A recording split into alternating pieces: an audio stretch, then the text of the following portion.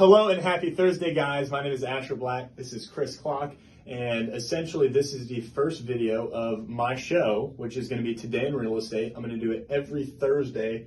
Today's not live stream, but typically I'm going to do a live stream at 8 o'clock, and I will send invites out. I'm going to create an event. It'll be a lot of fun. But basically today, Chris Kloc, local lender here with Summit Funding. And what we're going to do, the market is changing quite a bit. So we're just going to talk through what that means because I want to add value to you guys, educate you what that looks like from a loan side, and then bring context into the real estate side as well. So Chris, come on. ASHER, what's up, brother? Come on. Hey, so yeah, the industry's changing. Why is it changing? I think people have heard, even people that don't pay attention to interest rates, they've heard the interest rates are going up. Are they going up? Yep, they are. Have they gone up? Yes. What does that mean? Well, it's kind of slowed a lot of stuff down. Now, is slowing stuff down bad? No, especially if you're a buyer. It's definitely not bad. Yep. I think what we're seeing is it's normalizing. I think that, the terms are used, it's slowing down or it's going to crash. It really has a lot more to do with we now have inventory for buyers to buy, and maybe we won't have 25 different offers on one house with waiving all contingencies and it's 40,000 above. Yeah. We might actually get more people in houses. So that's pretty big.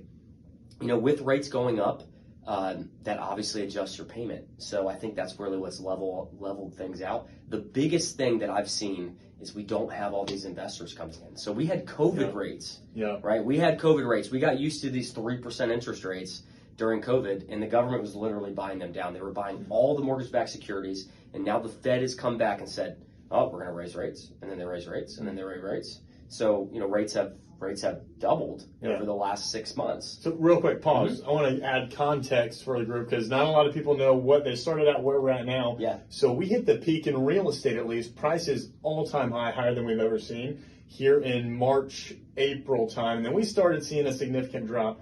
What were rates doing kind of March through now? Walk me through that, Chris. Yeah, rates in December, I'll go back just a teeny bit. Rates in December were still at like all-time within 0.5% lows ever in the history of mortgages. 100 years of mortgages, all-time lows, in the threes. So what ended up happening was the Fed said we're going to raise rates 6 or 7 times this year. I think it's 6, maybe 7.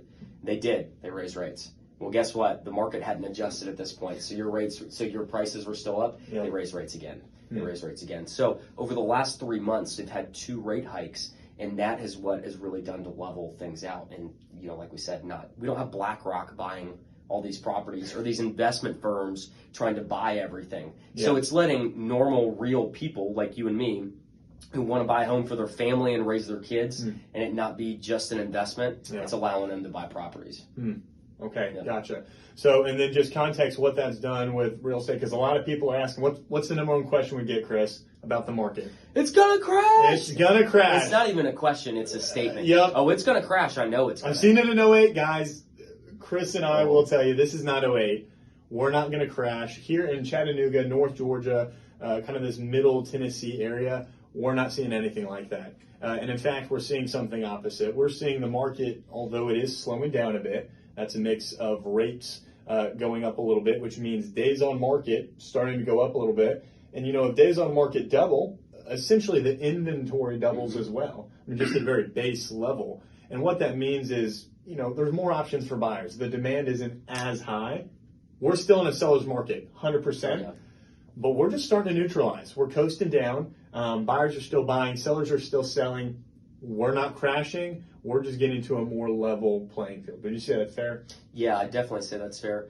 What's really nice is when things do level out, there's a little bit more, from a buyer standpoint, you get a little bit more concessions. I've seen a couple times where we've had some closing costs covered.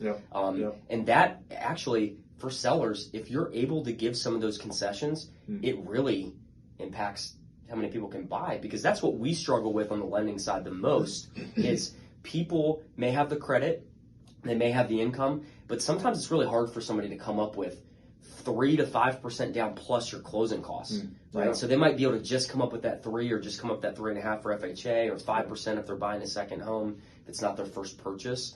But man, coming up with that extra 3-4%, it might delay them another 6 months to a year, especially when the rent prices are crazy. So overall, again, guys, we wanted to make it pretty short and sweet. We wanted to give you a little context of how we just came out of the hottest seller's market we've ever had across the board, nationwide, and now where we're headed. We're not headed for the crash, just to recap. Rates are going up. Prices are starting to level a bit. But most importantly, I want the takeaway to be days on market leveling out a lot too. And we anticipate in the next 3, 6, 9, 12 months for it to just continue to gradually tick down.